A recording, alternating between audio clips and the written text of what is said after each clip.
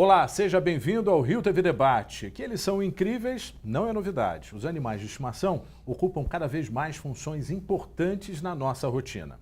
Uma delas é a terapia assistida por animais. Para falar sobre o tema, convidamos o vereador Dr. Marcos Paulo, membro da Comissão Permanente dos Direitos dos Animais. Dr. Reinaldo Veloso, presidente da Comissão de Proteção e Defesa dos Animais, OAB Rio de Janeiro e Nacional, e Patrícia Calainho, voluntária do projeto Pelo Próximo. Muito obrigado pela presença de todos vocês. Patrícia, eu queria começar com você perguntando de que forma essa terapia pode funcionar. Então, o projeto Pelo Próximo ele atua no Rio de Janeiro desde 2010 e trabalhando com a terapia, todas as intervenções assistidas por animais, a terapia, a educação e a atividade assistida por animais. Então, a gente busca, através desse contato, dessa interação homem-animal, benefícios terapêuticos que são amplamente comprovados pela comunidade científica, trazendo benefícios para pacientes. O trabalho é realizado em hospitais, em casas de longa permanência, centros de saúde, e são imensos os benefícios através desse contato. A gente pode ilustrar, por exemplo, crianças com autismo, que têm uma grande dificuldade de expressão, né, de colocação, crianças com múltiplas deficiências, idosos que muitas vezes estão isolados do seu seio familiar e que encontram um quadro depressivo muito forte pelo isolamento. Então, são várias situações que a gente pode perceber o quanto que essa relação vai muito além do cachorro ser colocado ali num quintal ou ser simplesmente um cão de companhia e trazer benefícios que são inestimáveis. E quais animais são aptos a esse tipo de trabalho? Então, o trabalho do Pelo Próximo, ele fica com os cães, calopsitas e gatos. São os pets que trabalham no nosso projeto. Os gatos são muito usados, não? Então, aqui no Rio de Janeiro, infelizmente, os hospitais têm algum receio ainda, tem alguns bloqueios. Mas eles são muito usados nos atendimentos com os idosos nas casas de longa permanência. Nos hospitais são mais os cães e as calopsitas, principalmente no INCA também, que a gente trabalha no setor de terminalidade. Dr. Marcos Paulo, o senhor é médico, né? Formação em cirurgia geral. Que tipo de benefício o senhor pode trazer para a gente em relação a essa proximidade, justamente no momento de maior fragilidade do paciente? Sem dúvida. É um momento que o paciente, por exemplo, no hospital, ou ele está convalescendo de uma doença que está afastado da sua família, ele está realmente com muita angústia e até mesmo em função do que vai acontecer, se ele vai se curar, se não vai. Então, ele está muito fragilizado, ele está longe do seu ambiente familiar, ele está longe dos seus familiares. Então, o animal faz com que ele se veja naquele animal em termos de fragilidade. Ele está muito frágil naquele momento, ele vê que o animal também é um ser frágil. E aquela empatia transforma a vida daquele paciente. A gente vê que em termos de doenças cardiológicas, doenças autoimunes, como a Patrícia falou muito bem, com crianças com hiperatividade, crianças que têm paralisia cerebral, que têm autismo, a gente vê idosos que estão doentes com várias doenças ou até mesmo com Alzheimer, fazem com que aquela pessoa se sinta mais motivada, então cura e ajuda no processo de cura de uma depressão, de uma síndrome do pânico.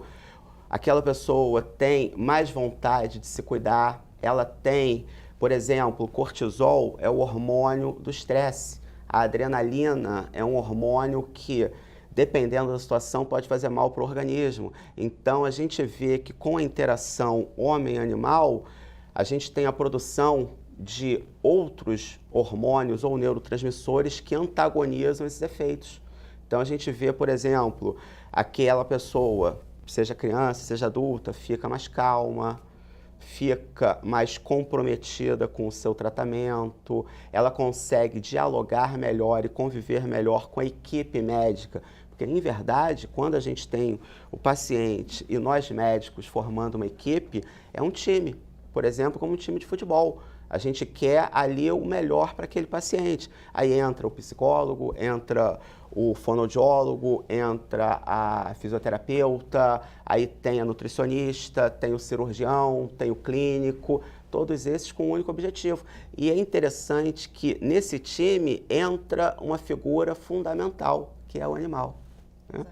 E aí, é claro, né, o animal muda a história, porque nós temos limites.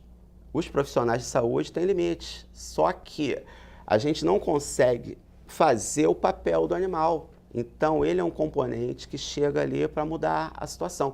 E a gente vê na prática que aquele paciente que era rebelde ao tratamento, ele passa a querer tomar o remédio, né? Por exemplo, tem situações até muito mais críticas, aquele paciente que faz hemodiálise, às vezes é um paciente diabético, uma criança, um adolescente com 13, 14 anos, tem uma falência renal, já vai para uma fila de transplante e ele está de mal com a vida, ele está muito triste com tudo aquilo que está acontecendo e o animal entra para quê? Para dar motivação a ele, para fazer com que ele, que era rebelde, a equipe ao tratamento, passe a aceitar fazer hemodiálise e aí daqui a pouco vem um transplante que pode realmente curá-lo daquela patologia. Então a gente sabe que independente da doença, independente se criança, adolescente, adulto, a terapia ela age de uma maneira fenomenal. Doutor Reinaldo, a gente já tem uma lei, né, no município, aprovada aqui na Câmara Municipal, mas a gente ainda precisa mais, é isso? Ou seja, a gente precisa ter mais conquistas. A gente vê que já é uma tendência nacional, né, em várias partes do país. Não é só na legislação que precisa mudar, não. Precisa mudar também o comportamento e a tradição. Eu escutei agora você dizer aqui que há uma reflexão, não aceitam gatos ainda nos hospitais. Você vê como é... No Rio, em São há uma refração com relação a isso. Isso é um grande absurdo. Recentemente, na América, na Universidade de Minnesota, você teve uma pesquisa lá que durou 20 anos e foi comprovado que quem tem gato em casa tem menor chance de ter AVC, que é o acidente vascular cerebral. O mundo já está adotando essa postura de aceitar também os felinos, porque eles são lenientes, são macios, são carinhosos, e aquilo ali faz com que a pessoa baixe pressão arterial, e tenha menos... A pesquisa demorou 20 anos, lá nos Estados Unidos, e demonstrou que quem tem gato tem menos chance de ter AVC. E, de repente, eles têm um tipo de comportamento, até mesmo de energia, de atividade, que podem ser adequadas, de repente, ao idoso, não é isso? E não só pelo pequeno porte, então eles podem ser facilmente levados ao leito, colocados no colo, né? E como você falou também, a questão dos neurotransmissores, os hormônios, tudo que é liberado, a serotonina, tudo isso que traz um bem-estar e vai repercutir na saúde física, emocional, social.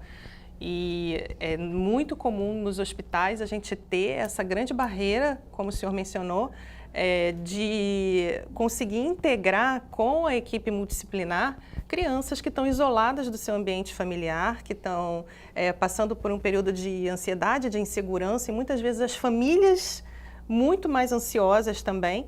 E você percebe que com as atividades que a gente faz, que a gente transforma as crianças em doutores, elas saem daquele polo de pacientes. Então ali a gente faz atividades que, por exemplo, elas vão aferir a pressão, elas vão fazer a ausculta no coração, elas vão dar uma injeção de brincadeirinha, vão fazer um acesso, enfaixar, botar sorinho. É uma brincadeira que a gente tenta facilitar a integração dessas crianças com a equipe multidisciplinar. Doutor Paulo, isso já humaniza um pouco mais o ambiente do hospital, que é meio pesado, né? De muita expectativa em relação ao tratamento. De muita angústia, de muita apreensão. Então é óbvio, né? É um ambiente muito pesado e tudo aquilo que pode ser feito para amenizar e para fazer com que aquilo que é tão difícil, tão doloroso, mas que tem que ser passado, seja menos doído, menos sofrido. E é aí realmente que entram esses animais.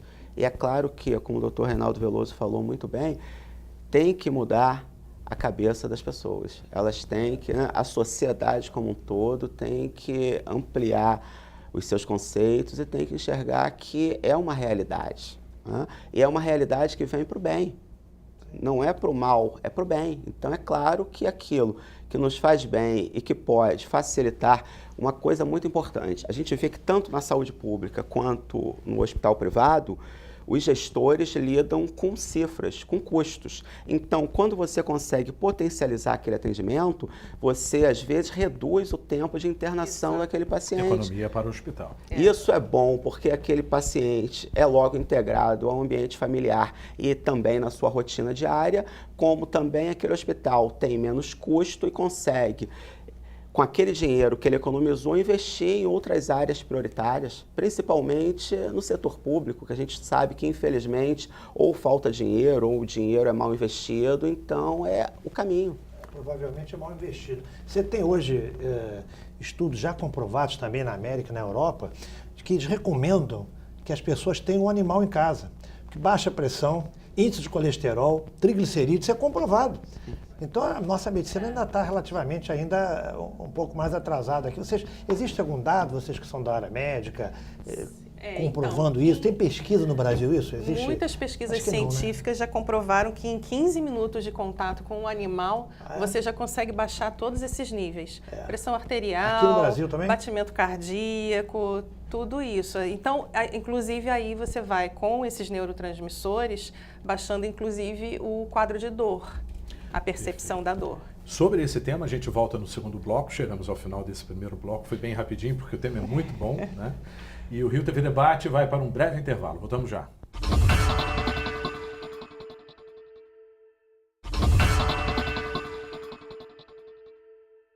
Voltamos com o Rio TV Debate com o tema terapia assistida por animais. No bloco anterior, Patrícia, você contextualizava que em 15 minutos era possível reduzir alguns níveis, né? E a gente conseguia ter uma sensação de bem-estar, né? Isso já é comprovado, ou seja, a gente já consegue ter um retorno bem rápido. A maioria das pesquisas são feitas internacionalmente, né? A nível Brasil são poucas ainda, mas cada vez a comunidade científica amplia mais esse interesse em trazer, até para trazer para a sua instituição, poder comprovar para a equipe médica, para os diretores, para os dirigentes do hospital, os benefícios que são trazidos, como o senhor já elencou aqui. A gente imagina que esse seu trabalho de voluntária, né, é muito importante e também o caminho de várias ONGs que se dedicam à causa. Começou com um exemplo dentro de casa, é isso? Isso, a minha avó já faleceu há 2 anos e ela vivia em internação domiciliar, equipamentos, enfermagem 24 horas, enfim. E eu levava, ela tinha gatos, apaixonada por gatos, e eu levava os meus cães para lá e percebia o quanto a fisioterapeuta chegava, ela queria fazer a fisioterapia, porque eles estavam ali. Muda a energia, entendeu? Então, a adesão aos tratamentos é muito mais facilitada, seja fono, físio, psicólogo, terapia ocupacional, hoje, todos se eu vivo conseguem... uma situação como essa e estou internado, eu posso levar o meu animal? Quais são os critérios para poder fazer isso? Então, existe até agora uma nova lei, né, que eu acho que ainda vai ter algumas barreiras para ser implementada, porque cada instituição vai ter que criar suas próprias regras. No projeto Pelo Próximo, a gente tem um critério muito grande para o animal entrar no projeto. Tem que ser um cão extremamente dócil, que goste do contato com... Porque às vezes é ótimo para a gente, na nossa casa. Mas em contato com outros cães também? Em contato com outros cães, ele pode não ficar confortável, com outras pessoas estranhas também. E a prioridade para o projeto é o bem-estar do animal, para que ele possa atender. Então, são 3 etapas para que ele entre no projeto.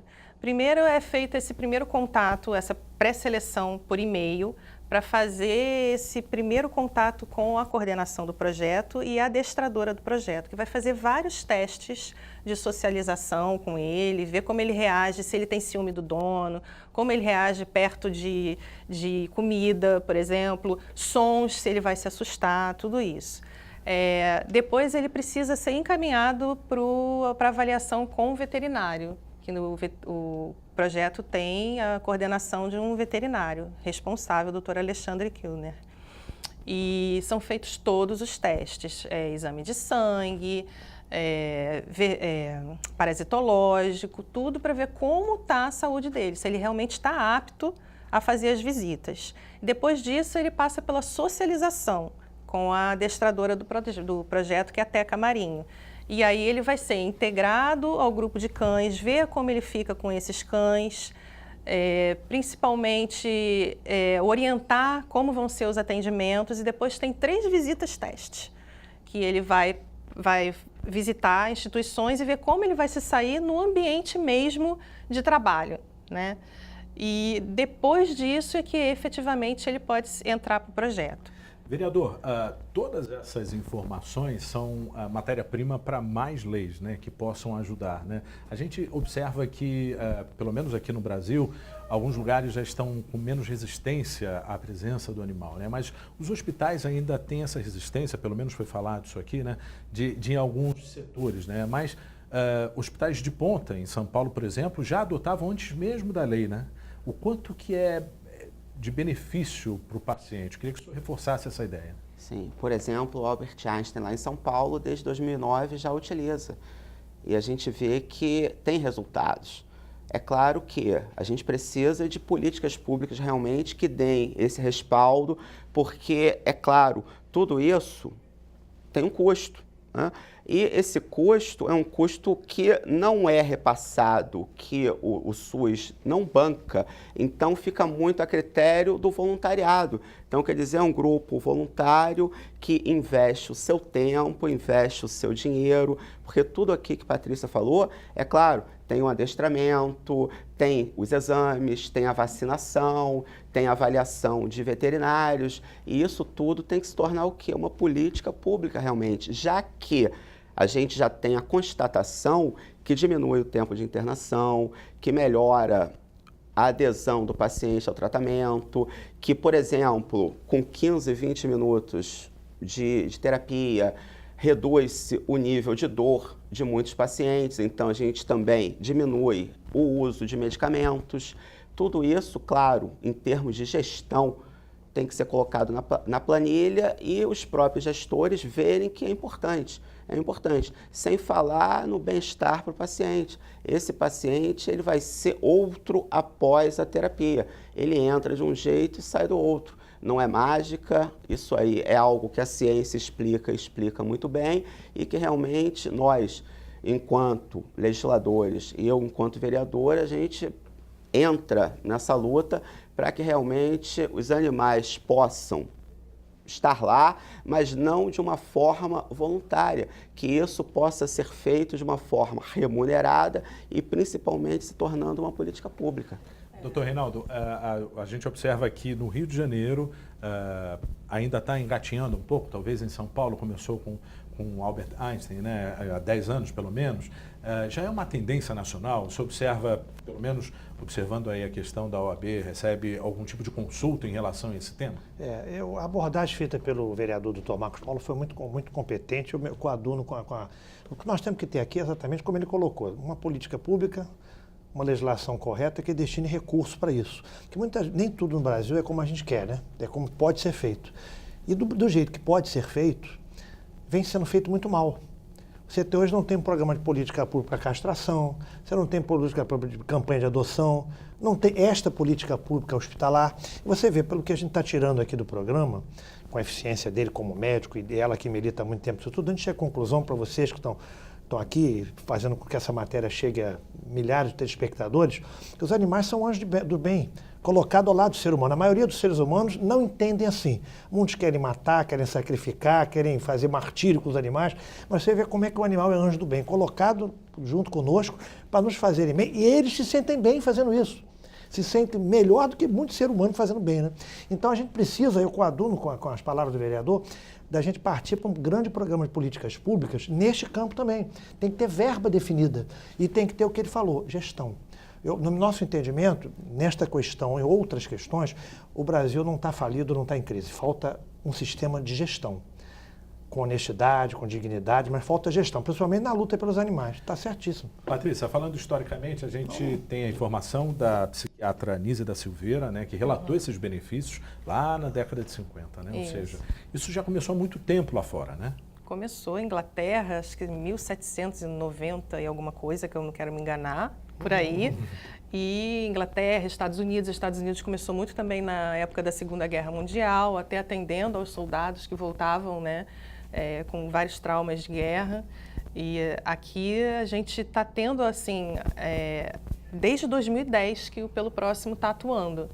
Então, cada vez mais hospitais estão interessados, mas é difícil essa percepção, porque somos um voluntariado. Então, muitas vezes fica na fila de espera ali. E por que eu não estou tendo resposta? Porque a gente precisa de um número de voluntários maior, de mais cães, para que a gente possa atender uma agenda cada vez maior, que é o nosso desejo. Tudo é feito no voluntariado. Exatamente. Se eu quiser oferecer os meus cães, por exemplo, não estou hospitalizado, mas tenho cães em casa e posso oferecer de que forma? Sim, você pode fazer o cadastro no nosso site, para que na data da próxima seleção eles sejam avaliados. É importante que o cão tenha mais de 1 ano, seja castrado e, como eu já disse anteriormente, extremamente dócil, para poder entrar. E, por exemplo, nos hospitais existe muito cuidado. Em todos os hospitais que a gente atua, é um longo processo até a admissão do projeto, né? Porque eles querem ter toda a segurança de evitar a transmissão de doenças infecto-contagiosas. Então, a gente, por exemplo, antes de entrar com um animal no hospital, a gente precisa que eles estejam banhados, eles têm que escovar os pelos, escovar os dentes, aparar sempre as unhas para evitar que o arranho, ou até com um idoso, uma fragilidade capilar que possa machucar.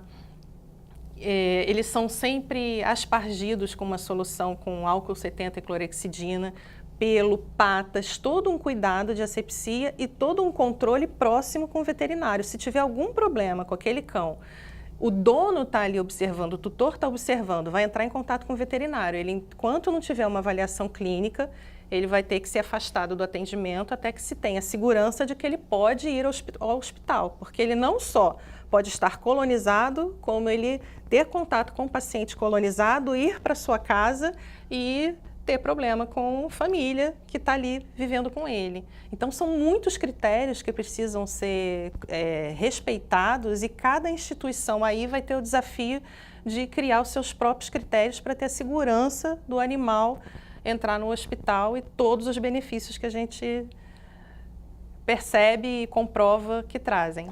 Perfeito. A gente vai para mais um intervalo e voltamos já.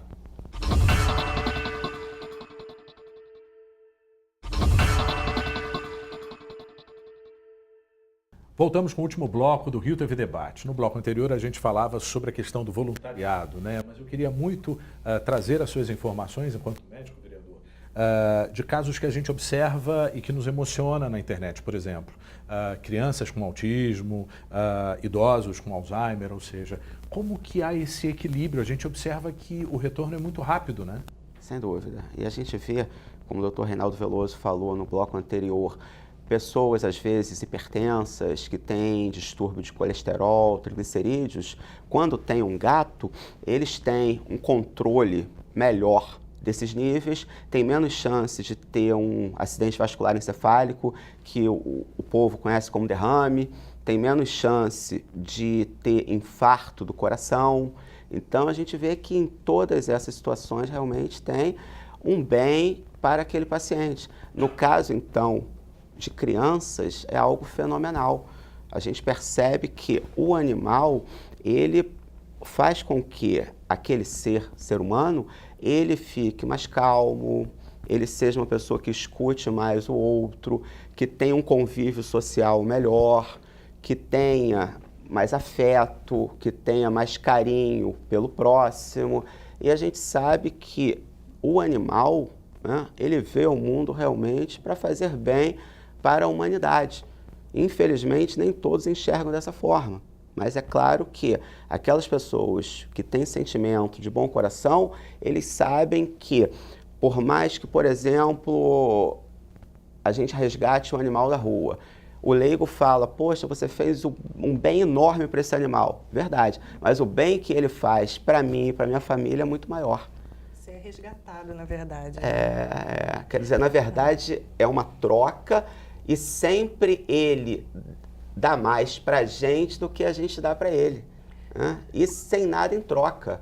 Ele não cobra, ele não quer um tênis novo, ele não quer uma viagem no final do ano, ele não quer, né, um carrinho quando fez 18 anos, não tem isso. Então, quer dizer, ele... Mas como que a gente consegue traduzir essa questão do toque, o nosso toque no animal, e o quanto que isso interfere no nosso equilíbrio, né? Porque há um equilíbrio do organismo, né? Sim, porque aí a gente cai na questão da liberação de neurotransmissores, de hormônios, e aí sim a gente tem, por exemplo, uma paz quando a gente começa a conviver com o animal, que é efeito, por exemplo, de uma dopamina, de uma serotonina. A gente tem a diminuição da frequência cardíaca, da frequência respiratória, da pressão arterial, quando a gente tem, por exemplo, um neurotransmissor que antagoniza o hormônio do estresse, que é o cortisol. A gente tem neurotransmissores que antagonizam a adrenalina. Então, realmente é uma questão que o próprio toque, ou às vezes não precisa nem tocar o animal, só a própria visão do animal já faz com que o nosso organismo já libere esses neurotransmissores, esses hormônios, e aí age no corpo inteiro, desde o couro cabeludo até o dedo do pé, e a gente percebe que há uma mudança, e isso realmente é bioquímico, isso realmente funciona e que não precisa de muito, é só você ter a possibilidade de estar perto daquele animal. Doutor Reinaldo, ele é um coterapeuta, é isso, o animal? É um terapeuta, mais do que isso, como eu disse nos blocos anteriores, é um anjo do bem. Porque, como o vereador muito bem colocou, não exige nada em troca, não é? E nos traz amor. Agora é importante frisar também que o animal também se sente bem com isso, né? O animal se sente bem fazendo bem, como os seres humanos do bem se sentem bem fazendo bem. E aproveitando não só o gancho do hospital e mostrando para o teu telespectador que o animal faz bem e o animal cria doença, vamos ver se o brasileiro também muda a tradição e procura adotar mais animais. Ao invés de comprar nas lojas, ele adota o animal. Você tendo um animal dentro de casa hoje, você tem um anjo na tua casa, que só vai te querer bem. Se cura doença, como já está comprovado no mundo inteiro, imagina que beleza você ter um animal dentro de casa. Vou tentar melhorar um pouquinho essa frase. Pode adotar ou comprar, mas só não pode abandonar, né? Sim, não fazer pode. maus Sim, tratos sim. aí que não pode. Não, porque o amor não. é igual de quem está comprando ou de quem está adotando, né? É uma questão Mas mais o ideal de é adotar. né? Os abrigos estão muito cheios. Se puder adotar, é melhor do que comprar, para a gente não ter essa indústria de venda. Mas é importante, resumindo, é importante ter um animal em casa, que você tem um anjo do bem em casa. Perfeito. No projeto, inclusive, nós temos vários pet terapeutas que são adotados, que foram resgatados. Tem os animais de raça, todos fazem Todos um trabalho desempenham uma função, né? Os animais de brilhante raça também têm ali, uma cada função um com importante. seu perfil, enfim. E complementando o que o Dr. Marcos falou, às vezes até a distância mesmo, porque, por exemplo, nas visitas que são feitas no INCA 4, alguns pacientes têm a restrição de contato. Então, só de chegar na porta e a gente fazer uma interação ali, mesmo que de longe, já muda. São sorrisos que brotam, sabe? E uma outra situação também, o cão, ele não tem essa questão que a gente tem da autopiedade ou de ficar, de repente, impressionado com um certo quadro de saúde. Então, às vezes, existem cânceres exteriorizados que o cão ele não está nem aí. Ele chega, ele não está olhando, ele não está julgando, ele está simplesmente ali distribuindo amor, doando amor. A gente está falando dos cães, mas você falou Cães bem no e gatos, início calopsitas. Calopsita. Eu queria entender como é que é essa energia. Assim, é de que muito forma? bonito. É com criança, com idoso? Como é que é Então, isso? pode ser feito com as crianças e com os idosos. E lá no INCA também é feito. E, por exemplo, com os idosos que já perdem a força motora, a questão muscular, elas são colocadas nos dedos dos idosos e aí eles vão brincando de escadinhas. Então, aquele braço que, de repente, não está animado para pentear o cabelo, que não quer segurar num garfo, com as calopsitas, aquilo ali ganha força e eles vão subindo e vão fazendo os exercícios. E aí a gente também, com a fisioterapeuta, incentiva os movimentos nos membros superiores, para trazer a calopsita para dar um beijinho. E aí, de repente, tudo acontece de uma forma muito mais facilitada. E membros inferiores também, coloca nas pernas, aí sobe, desce, para levar a ave para passear, olha a ave como está feliz com o seu contato e transforma o dia. É muito fascinante, né? Ou seja, são muito movimentos fascinante. leves, né? A gente está observando aí que é uma equipe multidisciplinar que é envolvida, não é isso, doutor? E é importante, como a Patrícia falou muito bem, que às vezes é uma criança com paralisia cerebral ou uma pessoa com uma sequela de um derrame e que o estímulo do animal faz com que aquele membro que antes estava pouco usado, o paciente tenha motivação. Exato. E aí ele consegue um resultado, sempre com orientação da fisioterapeuta, consegue um resultado melhor. É aquela pessoa que não quer caminhar e é importante para ela que caminhe, por exemplo, para evitar uma trombose venosa de uma perna, e com o animal ali, ela caminha até o final do corredor e volta. Então tem o estímulo realmente, a coordenação motora, a questão do uso da musculatura. O estímulo tátil também, porque a gente atende crianças com sequela de microcefalia, paralisia cerebral, e que o estímulo tátil ajuda a participação na fisioterapia. Às vezes elas têm muita retração. Então, é impressionante. Sim, e uma questão que a gente falou aqui, da questão dos hospitais, né? E o animal, ele pode ser usado nos orfanatos, nos asilos, nos presídios, ou seja, pode ser usado em todos os locais onde exista uma pessoa ou existam várias pessoas que realmente precisem desse calor, desse amor. Então, é um mundo. Eles são incríveis, né? Finalmente a gente conclui. Agora, a gente chegando ao final do debate, a gente precisa das considerações finais, doutor Reinaldo. Agradeço a gentileza de vocês. Me interessei especificamente no tema calopsita, que nós temos 4 adotadas em casa. Tá vendo? E já pode oferecer mais cantam o hino do Flamengo, cantam o hino do Flamengo no nosso dedo. Eu estou até pensando em processar minha mulher pelo crime de maus tratos, porque ela ensinou o hino do Fluminense.